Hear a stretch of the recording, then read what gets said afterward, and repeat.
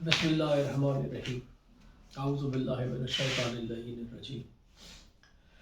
تمام تعریفیں ہیں اس مالک کائنات کے جس کے قبضے میں آپ کی، میری حکومت اور اقوام متحدہ اور سیکیورٹی کونسل والوں کی بھی جان اسی کے قبضے میں ہے۔ وہ ہمارے ارادوں کے وجود میں آنے سے پہلے ان ارادوں کو جانتا ہے۔ وہ ہمارے دلوں کے بھید سے ہم سے زیادہ اچھی طرح آگاہ ہے، اور ہمارے آنکھوں کے خفیہ گوشوں کی حرکتوں سے بھی ہماری نیتوں سمیت آگاہ ہے۔ اس کے بعد تعریف ہے اس کے حبیب صلی اللہ علیہ وآلہ وسلم کی، کہ جن کے نام سے ہمارے دلوں میں سکون اور ان کے ذکر سے ہماری آنکھوں میں ٹھنڈک پیدا ہوتی ہے۔ ان سے محبت، بلکہ ان سے لازوال محبت ہمارے ایمان کا حصہ ہے، اور ان کی محبت میں سرشار ہو کر جن جن چیزوں سے وہ محبت کرتے ہیں ان سے بھی اسی طرح محبت کرتے ہیں۔ اس لیے پھر ان کی بابرکت اور پاکیزہ آل پر تعریف ہے، سلامتی ہے اور درود ہے، جس طرح خود محمد صلی اللہ علیہ وآلہ وسلم پر سلامتی اور درود ہے، کہ ان کی یہ بابرکت آل وہ ہے جنہوں نے اپنی جانیں سنت کی تحفظ اور ترویج میں خرچ کی اور قربان کی۔ اس کے بعد سلام اور تعریف ہے آپ کی پاک اور پاکیزہ ازواج پر، جو آپ کے گھر سے آپ کے کام کے لیے ڈھارس بنی، جنہوں نے اپنے مال سے اور اپنے اعمال سے اور اپنے قول سے نہ صرف آپ کی تائید کی بلکہ آپ کے پیغام کی ترویج بھی کی۔ انہیں آپ سے وہ قربت ہے جو ہمیں نہیں۔ اس کے بعد تعریف اور درود اور سلام ہے آپ پر، کہ آپ یہ ویڈیوز دیکھ رہے ہیں، سوال کر رہے ہیں، اعتراض کر رہے ہیں، اور اس میں انٹرسٹ لے کے مجھے سکھا رہے ہیں۔ اور جب اللہ تعالیٰ آپ پر اپنے درود اور سلامتی بھیج چکے اور مکمل کر دیں، تو اس سے درخواست ہے کہ وہ مجھ پر اور میری خانوادے پر، میرے خاندان پر اور میری آل اولاد پر بھی درود اور سلامتی اور عنایت مرحمت فرمائے۔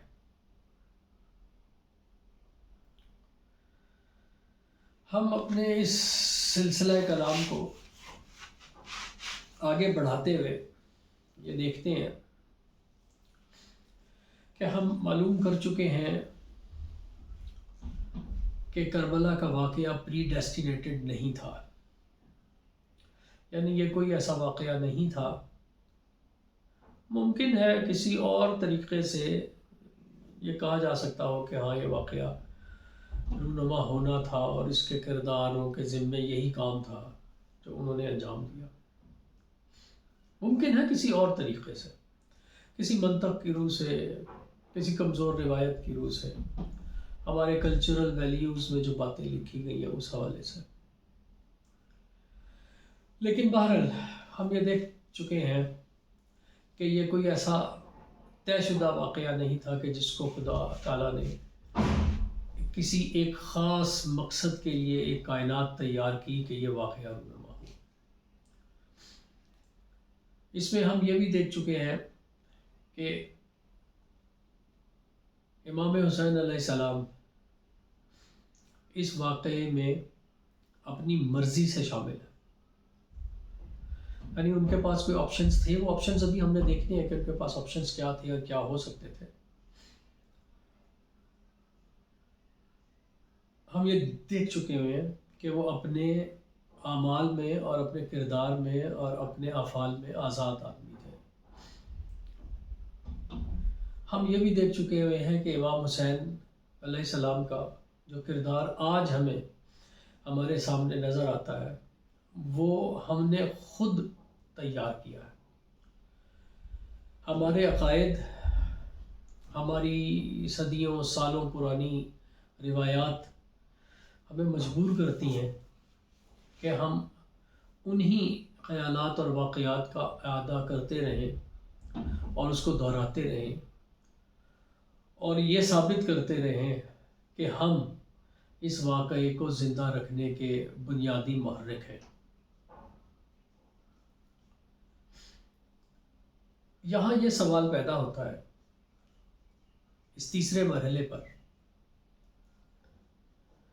کہ اگر واقعتاً ایسا نہیں ہے جیسا کہ آج ہو رہا ہے، یعنی واقعتاً وہ بات درست ہے جو میں کہہ رہا ہوں، تو اس بات کی درستگی کے ثبوت کیا ہے؟ جب آپ کسی زمانے میں حاضر موجود ہوتے ہیں تو آپ کے پاس کسی چیز کو ثابت کرنے کے لیے یا کسی چیز کو رد کرنے کے لیے واقعات کی ایک کڑی اور حوادث، یعنی حوادث کا مطلب ہے کہ حادثے کی جمع ہے، واقعات کی ایک کڑی اور ایک سلسلہ موجود ہوتا ہے کہ آپ ثابت کر سکتے ہیں. صبح ہوئی، سورج نکلا، صبح ہوئی، سورج سر کے اوپر سے گزر گیا، سپہر ہوئی، سورج غروب ہو گیا، مغرب ہو گئی، اندھیرا چھا گیا، رات ہو گئی. یہ وہ حوادث ہیں جو آپ کے ساتھ گزر رہے ہیں.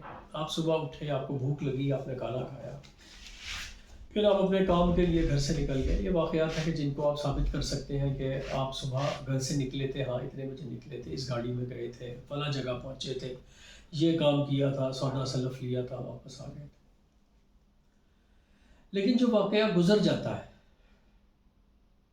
اس کے لیے آپ کے پاس اس طرح کی سلسلے یا اس طرح کے ثبوت نہیں ہوتے.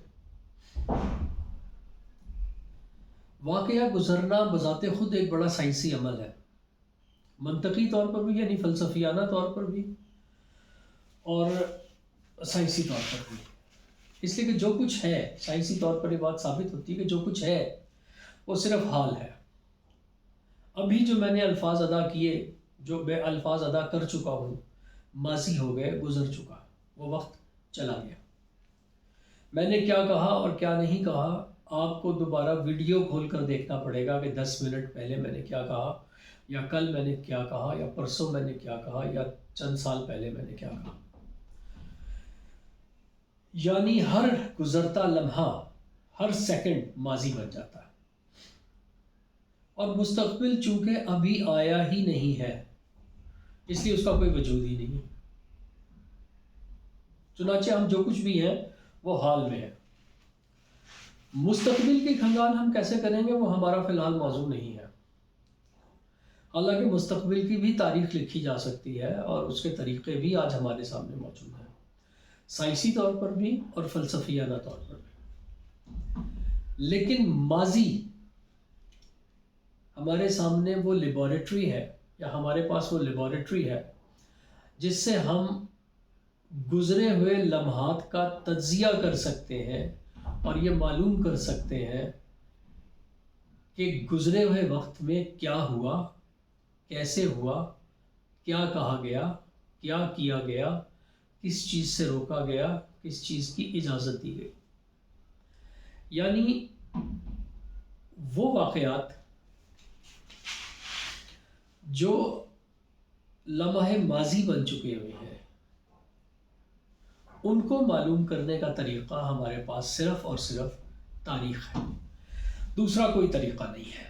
جائز طریقہ ایک طریقہ ہے، اس میں بھی ہم کہہ سکتے ہیں کہ ہمارے گزشتہ عقیدے جو اب تک چلے آ رہے ہیں سینہ بسینہ، جو ہم نے اپنے والد کو دیکھا، جو انہوں نے اپنے والد کو دیکھا، جو انہوں نے اپنے والد کو دیکھا، اور اعلیٰ حاصل قیاس جب تک دور تک جانا چاہیں ماضی میں چلے جائیے.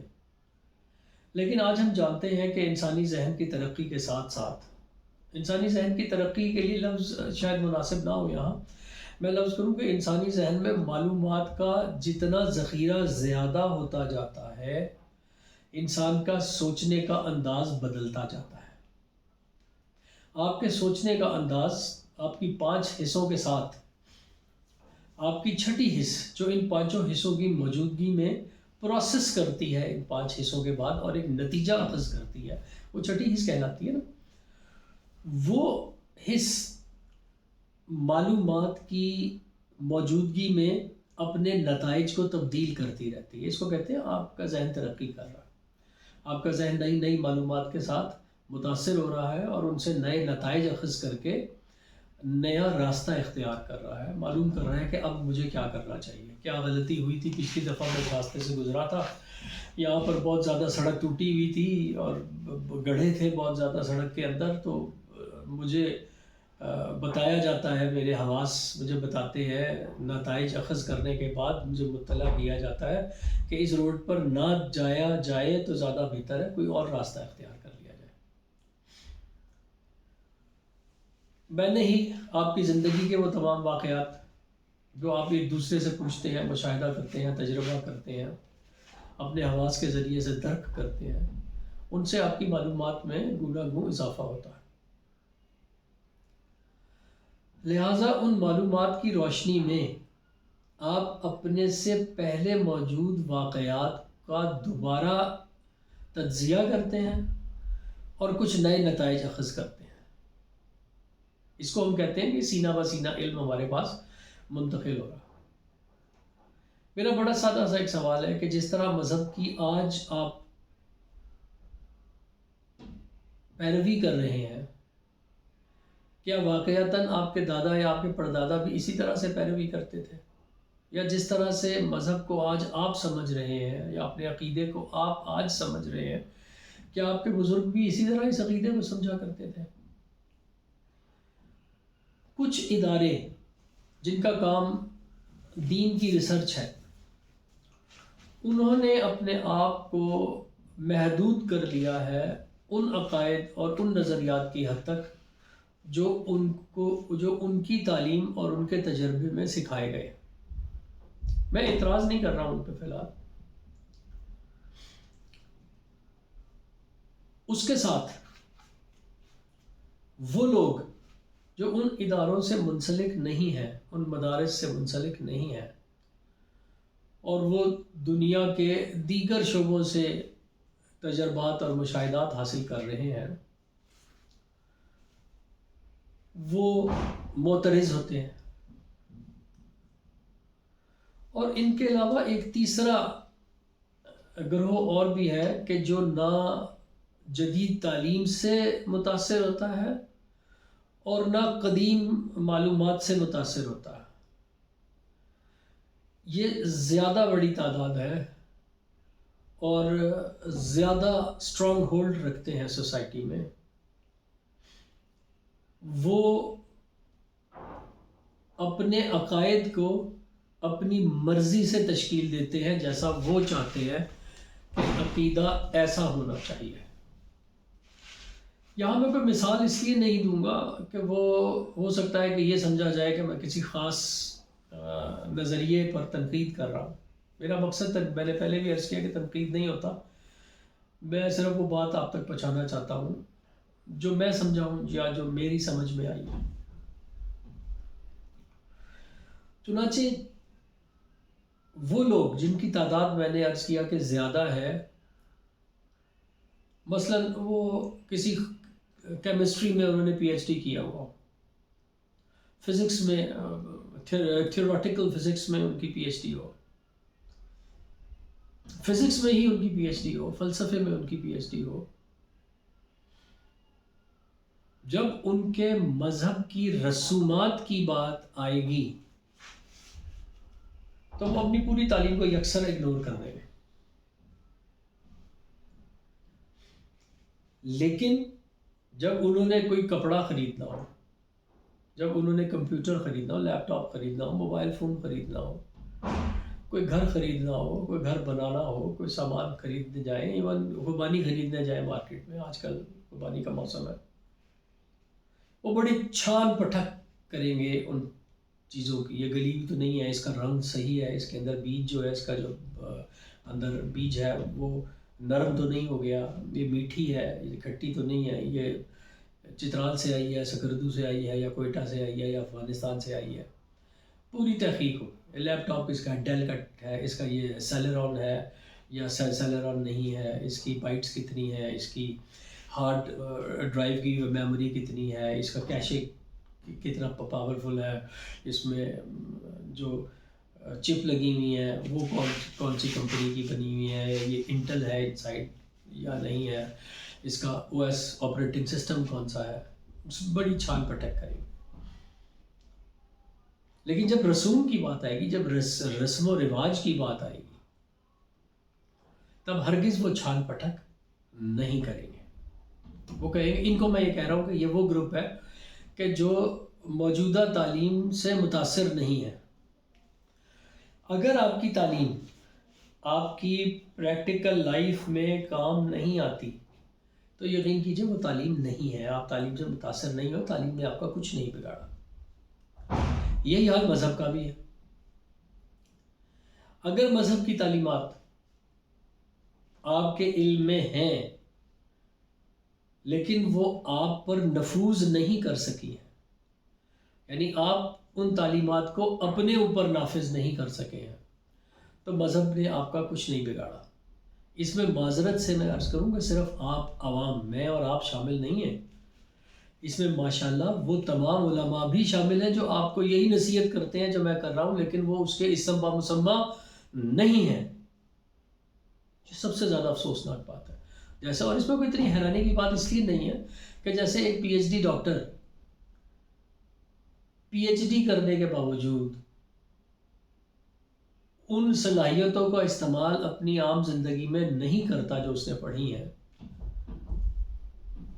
تو اسی طرح سے وہ عالم جس نے مدرسے میں سب کچھ پڑھا ہے لیکن وہ اپنی اس پڑھائی کا اپنی عام زندگی میں نفاذ نہیں کرتا، اپنے اوپر ان کا نفوذ نہیں کرتا، تو وہ بھی ویسا ہی شخص ہے جیسے عام لوگ ہیں۔ تو اس لیے میں نے ان دو کیٹیگریز کو بنایا کہ ایک نے اپنے آپ کو وہاں جامد کر لیا ہے کہ جو انہوں نے پڑھا تھا اور جو پرانے زمانے کی کتابیں اور کتب اور روایات اور طریقہ تدریس اور طریقہ تحقیق تھا، وہیں تک اپنے آپ کو محدود کیا ہوا۔ دوسرا وہ ہے کہ جس نے جدید تعلیم حاصل تو کی ہے لیکن اس جدید تعلیم کو اپنی زندگی میں نافذ نہیں کر سک رہا، یا نافذ نہیں کیا، یا نافذ کرنے کے لیے تیار نہیں ہے۔ یہ دونوں طریقہ کار غلط ہے۔ جب تک یہ طریقہ کار درست نہیں ہوگا، آپ کبھی بھی تاریخ سے وہ افادہ نہیں کر سکیں گے جو اس گزرے ہوئے زمانوں سے نتائج اخذ کرنے کے بعد اپنے آئندہ کا لائحہ عمل طے کرنا کر ہی نہیں سکتے۔ اس لیے کیونکہ یہاں آپ کو بہت سے لوگ ملیں گے، بہت سے علماء کی مجالس مل جائیں گی آپ کو، بہت سے لوگ ٹی وی میں بیٹھ کے یہ آپ کو کہتے نظر آئیں گے، دانشور ہیں، فلاسفہ ہیں، پڑھے لکھے لوگ ہیں بظاہر، آپ کو بہت سے دانشور یہ کہتے نظر آئیں گے، کتابوں میں آپ نے پڑھا ہوگا، اور اس کی وجہ سے ایک عمومی خیال یہ پیدا ہو چکا ہوا ہے کہ تاریخ کو پڑھ کے کیا کرنا ہے۔ تاریخ میں تو بادشاہوں نے خرید کے تاریخ لکھوا لی ہے۔ جیسے آج آپ دیکھ رہے ہو حکومتیں جیسے کرتی ہیں کہ وہ صرف اپنی ہی تعریفوں کے پل باندھتی ہیں اور جو ان کے مخالف ہو ان کو بند کر دیتے ہیں، ان کی باتیں روک دیتے ہیں۔ پوری دنیا میں ہوتا ہے، صرف پاکستان میں کیا، پوری دنیا میں ایسا ہوتا ہے، ایک رواج ہے۔ آپ ذرا جا کے یہودیت کے خلاف یورپ میں بات کیجئے، پابندیاں، گرفتار ہو جائیں گے۔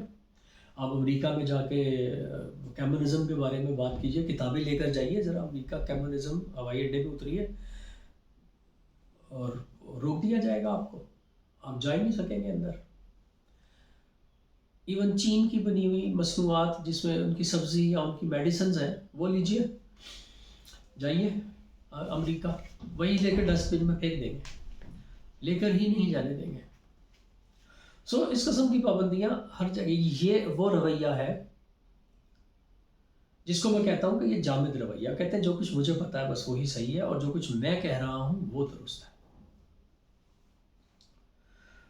یہی رویہ بدقسمتی سے ہم نے کربلا کے ساتھ بھی رکھا ہوا ہے۔ ہم نے ان رسوم اور ان رواج کو ترویج دیا ہے کہ جیسا حسین علیہ السلام ہم نے بنایا ہے، جیسا ہم انہیں بنانا چاہتے ہیں۔ اب جیسا میں نے عرض کیا کہ یہاں یہ سوال پیدا ہوتا ہے کہ بھائی وہ کیسے تھے؟ ڈاکٹر صاحب آپ کہہ تو رہے ہیں کہ ہم نے انہیں ایسا بنا دیا اور یہ پری ڈیسٹینیٹڈ بھی نہیں تھا اور ان کے پاس کوئی آپشنز اور بھی تھے اور یہ واقعہ ایسا تھا کہ یہ ایوائڈ بھی کیا جا سکتا تھا، تو بھائی ایوائڈ کیوں نہیں کیا؟ کون سی عقل مندی ہے کہ اپنے خاندان کو لے جائے، ابھی آپ کو گیا راستے میں اور سب کو شہید کروا دیں، سب کو قتل کروا دیں؟ تو اس کو ایوائڈ کیوں نہیں؟ اگر یہ ایوائڈ ہو سکتا تھا اس کو ایوائڈ کیوں نہیں کیا؟ ایک دوسرا، امام حسین کیا ہیں اور کیسے ہیں بھائی یہ ہمیں کہاں سے پتہ لگے گا؟ ہم تو مجالس میں یہی سنتے ہیں، ہم نے جو کتابیں پڑھی ہیں ان میں بھی یہی پڑھا ہے۔ یہ آپ کون سی کہانی نئی لے آئے ہیں آج 2023 میں؟ اچھا میں تو خیر یہ 2023 سے نہیں کہہ رہا، میں تو یہ 2007 سے اپنے لیکچرز دے رہا ہوں۔ میں خیر کیا کر رہا ہوں اور کیا ہوا میرے ساتھ اس کو چھوڑ دیجئے، وہ ہمارا موضوع نہیں ہے۔ ہم صرف یہ دیکھ رہے ہیں کہ پھر ہمارے پاس وہ طریقہ کیا ہے، تو ہمارے پاس طریقہ سرکار مند صرف اور صرف تاریخ ہے۔ اب پھر وہ سوال آ جائے گا جو ابھی میں نے اٹھایا تھا کہ اگر تاریخ ہے تو بھائی کون سی تاریخ پڑھیں؟ حسن کوفی کی پڑھیں تو وہ تو بالکل ایک خاص نقطہ نظر بیان کرتا ہے، لگتا ہے وہ صرف شیعہ ہے۔ تاریخ طبری پڑھیں تو وہ عجیب کنفیوز کر دیتا ہے، ادھر کی بھی بات کرتا ہے چار، ادھر کی بھی کار کرتا ہے چار باتیں، کچھ سمجھ نہیں آتا کہ کس بات پہ بھروسہ کریں۔ ابن کثیر پڑھیں تو وہ بالکل لگتا ہے کہ فارغ ہے، وہ تو بالکل ایک عجیب و غریب بات کرتا ہے جو ہم نے کبھی سنی نہیں ہے، اور آپ کے بقول بتاؤ یعنی کربلا کی تاریخ کے بارے میں اس نے تو بڑے چھوٹے سے چیپٹر لکھے ہیں اس میں، اور وہ تو کوئی اتھینٹک لگتا ہی نہیں ہے کہ ایسی کوئی بات اس کے اندر ہے موجود جو ہم اپنی مجالس میں کر رہے ہیں۔ تو بھائی کس کو پڑھیں؟ انگریزوں کی تاریخ پڑھ لیں تو ان کا تو طریقہ کچھ اور ہے۔ ابھی تک ہم گبن کے حوالے دیتے ہیں تاریخ کے، ختم ہو گیا بھائی گبن، 19ویں صدی میں تھا گبن، تب اس نے کبھی لکھی تھی تاریخ، اور وہ تاریخ بھی کیا لکھی تھی، اس نے صرف کمنٹری لکھی تھی تاریخ کے اوپر، اس کی ہسٹری نہیں ہے، بس اسی کی مثالیں دیتے رہیں گے۔ جدید تحقیق کیا ہو رہی ہے کچھ ہمیں معلوم نہیں ہے، پڑھا نہیں ہے۔ سرکار دیکھنا تو ہمیں تاریخ سے ہی پڑے گا کیونکہ لیبارٹری ہمارے پاس تاریخی ہے۔ آج 2023 میں ایک بہت بڑا کمال ہے، اور وہ کمال یہ ہے جدید زمانوں میں، یعنی صرف 2023 سے پرٹیکولر نہیں ہے، آگے آنے والے زمانوں میں اور زیادہ بہتر ہو جائے گی یہ سچویشن۔ ہم بٹوین دا لائنز پڑھ سکتے ہیں۔ آج ہمارے پاس یہ صلاحیت ہے۔ یہ صلاحیت کب حاصل ہو سکتی ہے؟ یہ صلاحیت تب حاصل ہوتی ہے جب سارے کا سارا ڈیٹا ہمارے پاس موجود ہو، سارے کا سارا مواد ہمارے پاس موجود ہو۔ آج کوئی نئی حدیث نہیں آ سکتی ہے، آج کوئی تاریخ نئی نہیں لکھ سکتا کہ جناب یار یہ سب کچھ غلط تھا، اصل بات یہ ہے، تاریخ اصل یہ ہے، میں آپ کو بتاتا ہوں، نہیں ہو سکتا۔ آج پرانے زمانے کا ادب تخلیق نہیں کیا جا سکتا، یہ نہیں ہو سکتا کہ میں عربی شاعری، امراء القیس کی طرح کی شاعری یا حارث کی طرح کی شاعری یا خنسا کی طرح کی شاعری آج میں کر سکتا ہوں، لکھ سکتا ہوں، لیکن یہ وہ اس زمانے کی شاعری نہیں ہوگی، یہ انسپریشن ہوگی، یہ نقل ہوگی۔ میں تاریخ کی بہت ساری کتابیں سامنے رکھ کر ایک نئی ہسٹری کی کتاب مرتب کر سکتا ہوں، پاسبل ہے۔ آج میں تمام پرانی حدیثیں اور روایتوں کی کتابیں سامنے رکھ کر ایک نئی کتاب ترتیب دے سکتا ہوں، کر سکتا ہوں کہ یہ حدیث کی ایک نئی کتاب میں نے لکھی ہے جس میں سوا ستہ بھی شامل ہے اور کتب اربعہ بھی شامل ہے، اور اس کے علاوہ بھی جو کتاب شامل ہیں وہ بھی اس میں موجود ہے۔ پاسبل ہے، لیکن میں کوئی نئی چیز نہیں وضع کر سکتا، نئی چیز نہیں لکھ سکتا۔ ہاں ایک کام میں کر سکتا ہوں، اور وہ یہ کہ میں ان تمام چیزوں کو سامنے رکھ کر، اس تمام ڈیٹے کو سامنے رکھ کر، ڈیٹا کو سامنے رکھ کر اس کا انالیسس کر سکتا ہوں، اس کو انالائز کر سکتا ہوں، اس کی تحلیل کر سکتا ہوں، اس کی تخریج کر سکتا ہوں۔ یہ پاسبل ہے، ممکن ہے، اور یہی طریقہ ہوگا ہمارے سامنے تاریخ پڑھنے کا، یہی طریقہ ہوگا ہمارے سامنے حدیث پڑھنے کا۔ چونکہ کوئی نئی چیز ہمارے زمانے میں نہیں آ سکتی، تو اس لیے تاریخ، اور تاریخ کا ایک بڑا اہم حصہ ادب ہے. تاریخ میں ممکن نہیں ہے بلکہ ہوا ہے، اور یہ ادب میں بھی ہوتا ہے. جو کوئی بھی تاریخ لکھ رہا ہے، ضروری نہیں ہے کہ اس کو بادشاہ نے مجبور کیا ہو، یا بادشاہ نے یا حکومت نے اس کو پیسے دیے ہوئے. اس کی اپنی انکلینیشن بھی تو ہو سکتی ہے، اس کی اپنی پسند ناپسند بھی تو ہو سکتی ہے، اس کا اپنا عقیدہ بھی تو ہو سکتا ہے، کیونکہ وہ بھی تو ہماری ہی طرح کا انسان ہے نا. سیم اس طریقے سے حدیثوں میں بھی ہے، سیم اس طریقے سے ادب میں بھی ہے. ایک شاعر بھی اپنے حالات سے متاثر ہو کر اپنے ذہنی نظریے کو سامنے رکھتے ہوئے، اپنی ذہنی فکر کو سامنے رکھتے ہوئے ادب تخلیق کرتا ہے. وہ باہر ماحول سے بھی متاثر ہوتا ہے، اور پھر جو اس کے اپنے عقائد، اپنے نظریات اور اپنے خیالات ہوتے ہیں ان کو بھی ان پٹ کرتا ہے ادب میں. تو ان تمام چیزوں کا واحد طریقہ ہمارے پاس کیا رہ گیا؟ وہ طریقہ یہ ہے کہ ہم بٹوین دا لائنز پڑھنے کی کوشش کریں. اکثر لوگ یہ کہتے ہیں نا جی وہ حدیثیں کمزور ہیں، ان کو ہمیں نکال دینا چاہیے، ہمیں ان کتابوں کو، ان حدیثوں کو اکنالج نہیں کرنا چاہیے، وہ ہماری ہیں ہی نہیں. نہیں، میں اس بات کے مخالف ہوں، کیونکہ جب تک اگر یہ چیزیں آپ نے نکال دیں تو صحیح جگہ تک پہنچنے میں آپ کو، ہمیں خود دقت ہوگی. تو اس لیے یہ ہمارا بہت بڑا اثاثہ ہے، یہ ہمارا بہت بڑا ڈیٹا بینک ہے. اس لیے ہم ان کو نکال نہیں سکتے، ان کو ضائع نہیں کر سکتے، ان کو ختم نہیں کر سکتے. چنانچہ ہمیں امام حسین علیہ السلام کو تاریخ میں سے نکالنا پڑے گا. ہمیں تمام موجود تاریخوں میں سے ڈگ کرنا پڑے گا، تحقیق کرنی پڑے گی کہ امام حسین علیہ السلام. اچھا، بدقسمتی ایک اور ہے اس میں ہمارے ساتھ، اور وہ یہ ہے کہ جس طرح سے آج ہم کانشس ہیں، اس طرح سے ماضی والے یا ہمارے اسلاف اتنے کانشس نہیں تھے. چاہے وہ یونان سے شروع ہوں، وہ بھی ہمارے اسلاف ہیں، چاہے یونان سے شروع ہوں یا چاہے ہمارے مذہبی اسلاف ہوں، وہ تمام کے تمام اس طرح کانشس نہیں تھے جس طرح آج ہم کانشس ہیں، کہ وہ چیزوں کو اس طرح سے تحفظ دے لیں یا اس طرح سے ان کی حفاظت کر لیں کہ وہ محفوظ ہو جائیں ایک ڈیٹا کی شکل میں. وہ نہیں تھے. تو اس لیے ہمیں مختلف جگہوں سے ان چیزوں کو کلیکٹ کرنا پڑتا ہے. اسرائیل تو باقاعدہ بڑی کوشش کرتا ہے، اس کے اندر انہوں نے بہت ساری، ممکن ہے ہم چونکہ واقف نہیں ہیں اس لیے ڈائریکٹ الزام نہیں لگا دیں، کچھ انہوں نے اپنی چیزیں ثابت کرنے کے لیے سارے قدیمہ سے بھی چیزیں نکال لی ہیں. ہمارے پاس وہ ذرائع نہیں ہے، یا ہمارے پاس اس پر بالکل توجہ نہیں ہے کہ ہم ان کو تحقیق دے سکیں، اس لیے اس کے اوپر تحقیق کر سکیں یا اعتراض کر سکیں. اس لیے جو وہ کہہ رہے ہیں ہم کہتے ہیں ٹھیک ہے. انگریزوں نے قرآن کا ایک پرانا نسخہ نکال لیا اور اس کا انہوں نے خود کاربن ڈیٹنگ بھی کر لی. ہمارے پاس کوئی وسائل ہی نہیں ہے یہ معلوم کرنے کے لیے، تو جو انہوں نے تحقیق کی ہم نے کہا یار صحیح کہہ رہے ہوں گے. یہاں تک تو وہ اپنا عقیدہ، چونکہ وہ ہمارے عقیدے سے متصادم نہیں تھا، اس لیے ہم نے اس کو مان لیا. کل کو اگر کوئی ایسی چیز نکال لی جائے کہ جس کی کاربن ڈیٹنگ سے ثابت بھی ہو جائے اور وہ ہمارے عقیدے سے متصادم بھی ہو، تو پھر کیا کریں گے؟ ہمارے پاس کوئی طریقہ نہیں ہے. چنانچہ ہمیں خود سے تیاری کرنی ہے. اس کا جواب یہ نہیں ہو سکتا جو غالباً کسی شاید عالم نے اپنی مجلس میں کہا تھا کہ اگر ایسا کوئی واقعہ ہو گیا تو ہم کہیں گے ایسا ہو ہی نہیں سکتا.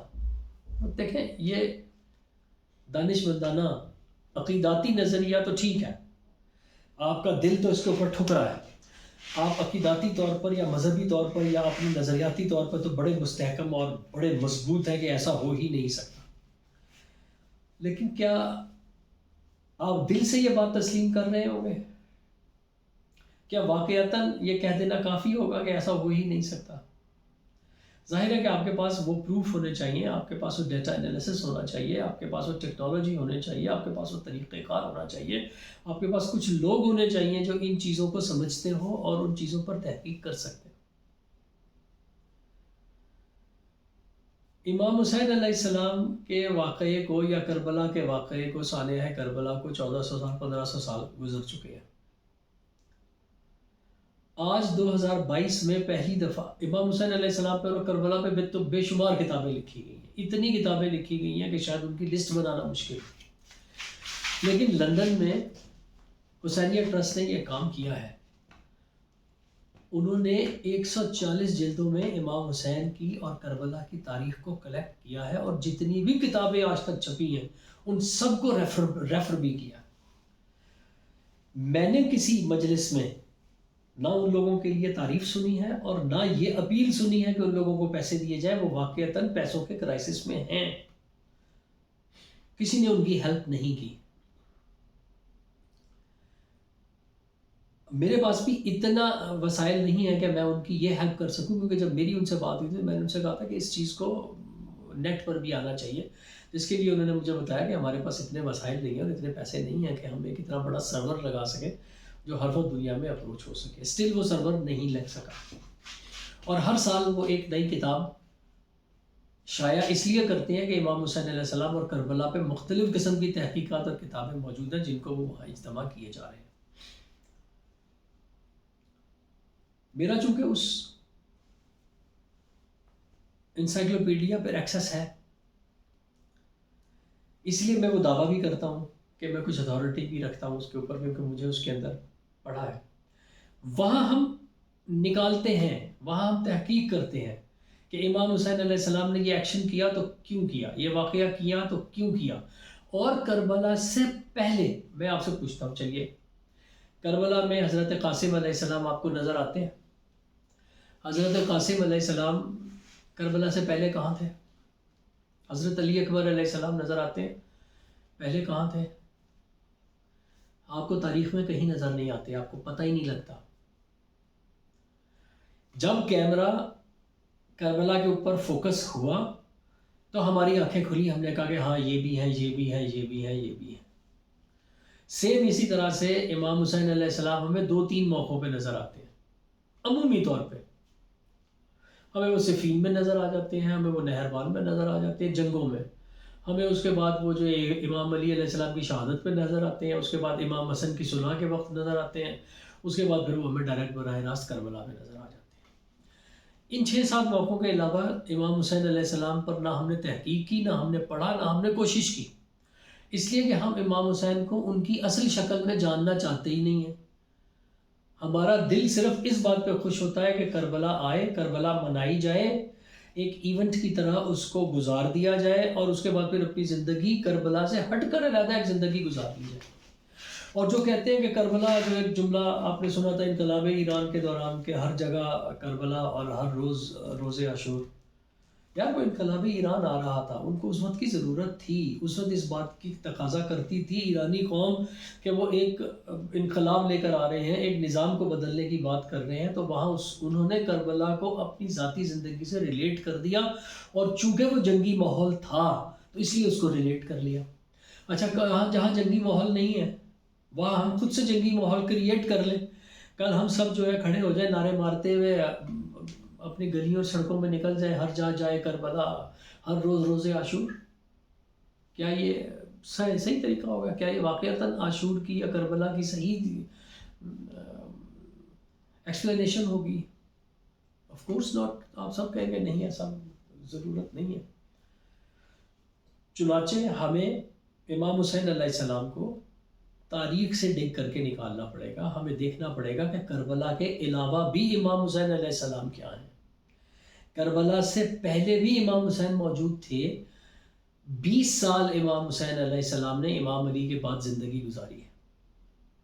اس 20 سال کا کوئی حساب ہے ہمارے پاس کہ انہوں نے کیا کیا؟ کیا ہم نے کبھی غور کیا؟ امام حسن علیہ السلام نے سو کالڈ صلح کے بعد 10 سال اسی دور میں گزارے۔ امام حسن علیہ السلام نے کیا کیا؟ میں اپنے آپ کو فوکس رکھوں گا، جیسے میں نے کہا تھا کہ میں اپنے آپ کو فوکس رکھوں گا امام حسین علیہ السلام پر۔